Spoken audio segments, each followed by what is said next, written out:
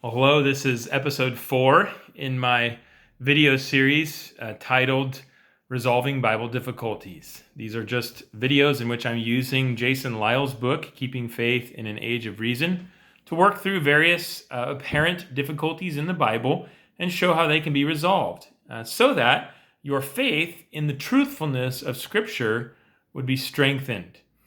This video is called Who Killed Saul?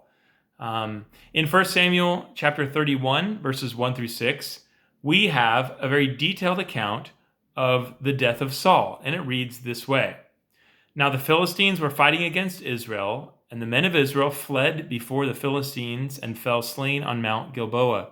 And the Philistines overtook Saul and his sons, and the Philistines struck down Jonathan and Abinadab and Malchishua, the sons of Saul. The battle pressed hard against Saul, and the archers found him, and he was badly wounded by the archers. Then Saul said to his armor-bearer, "Draw your sword and thrust me through with it, lest these uncircumcised come and thrust me through and mistreat me." But his armor-bearer would not, for he feared greatly. Therefore Saul took his own sword and fell upon it. And when his armor-bearer saw that Saul was dead, he also fell upon his sword and died with him. Thus Saul died, and his 3 sons, and his armor-bearer, and all his men on the same day together. So in that text, we see that Saul killed himself. He fell upon his own sword. Now, some have suggested that other texts in the Bible, which speak of the death of Saul, tell a different story, which contradicts the account of Saul's death in 1 Samuel 31.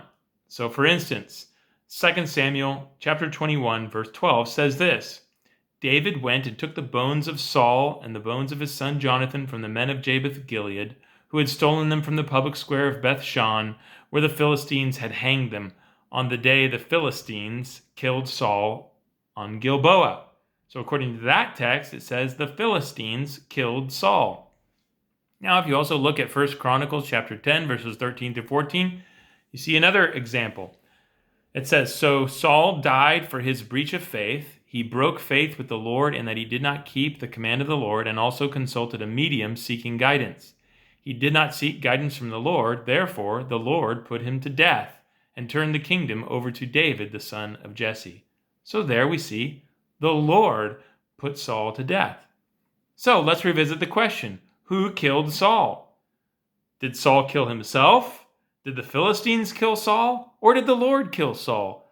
The Old Testament seems to say all three. Isn't that a contradiction?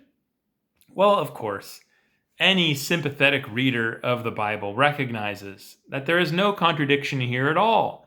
Rather, each text is telling the truth about who killed Saul, but just telling the truth about that event in a different sense. So, the immediate cause of Saul's death was Saul. He killed himself by falling on his own sword. The sort of secondary or proximate cause of Saul's death was the Philistines, because his suicide was a result of his defeat and injury in battle with the Philistines. And in that sense, the Philistines did kill Saul. And then finally, the ultimate cause of Saul's death was God, because it took place according to his preordained purpose to judge and remove Saul for his sin and to replace him with David, a man after his own heart. In this sense, it was God who killed Saul in the end.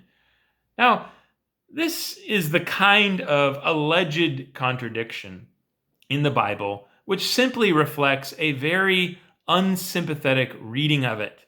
Only someone, in other words, who isn't really interested in the possibility that the Bible is without error and is looking for errors and contradictions in the Bible would give this type of alleged error much credence. Because if you just take a moment to read those 3 different texts, you realize they're not contradicting each other at all. They're just simply speaking of the death of Saul and its causes in multiple senses, which can easily all be true at the same time. Well, I hope that once again helps you and strengthens your confidence in the truthfulness of Scripture.